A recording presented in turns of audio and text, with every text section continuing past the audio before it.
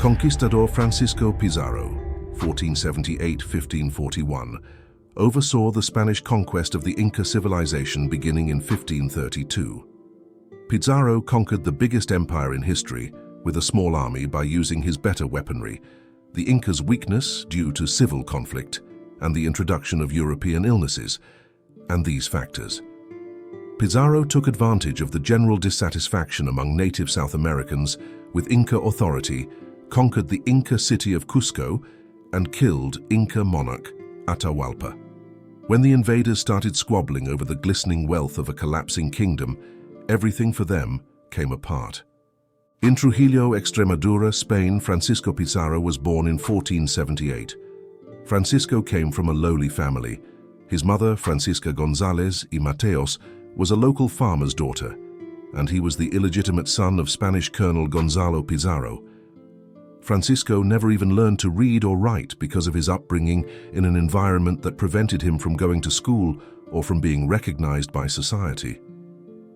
Given the lack of benefits associated with living in Spain, it is not surprising that Francisco, like many others of his age, was drawn to the New World's promise of wealth and renown. Francisco traveled to Hispaniola, present-day Dominican Republic, in 1502 alongside Nicolás de Ovando.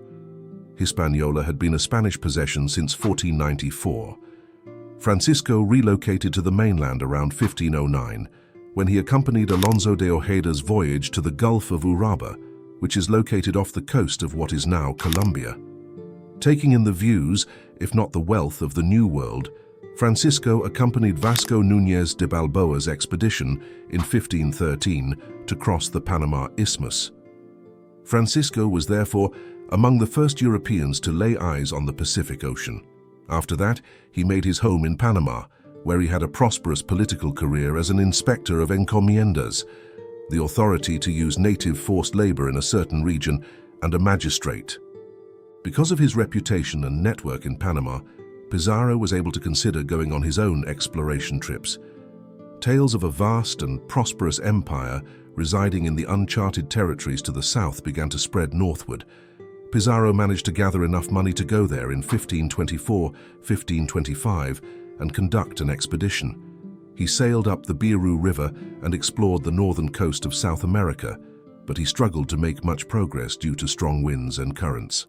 At Punta Quemado, the company encountered an antagonistic tribe, resulting in Pizarro suffering 7 wounds and several of his men losing their lives.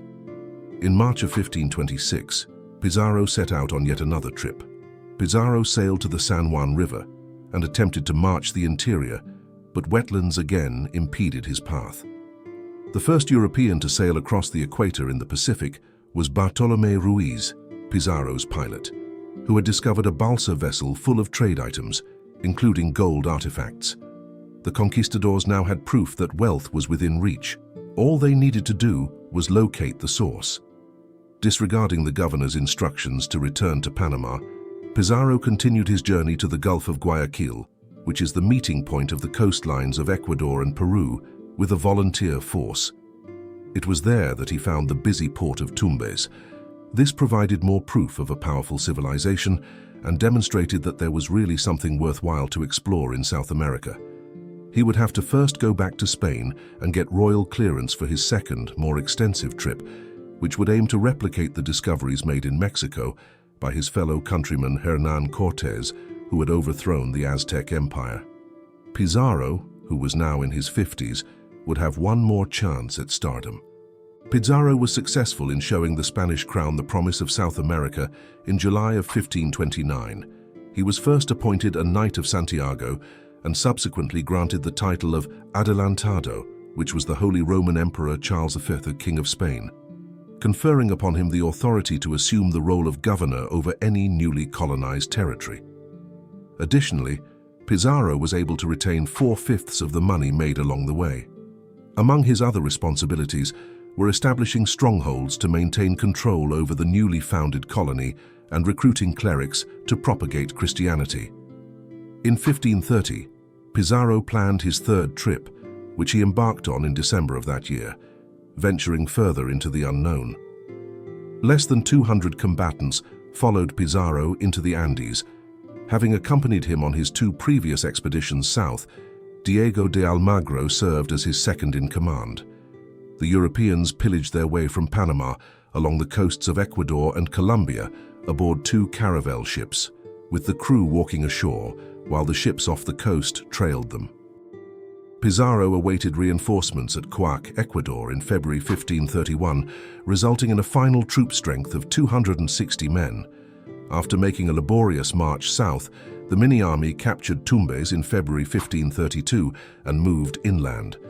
The well-constructed storehouses and roadways the invaders saw along the route were clear signs that they were entering the domain of a powerful kingdom.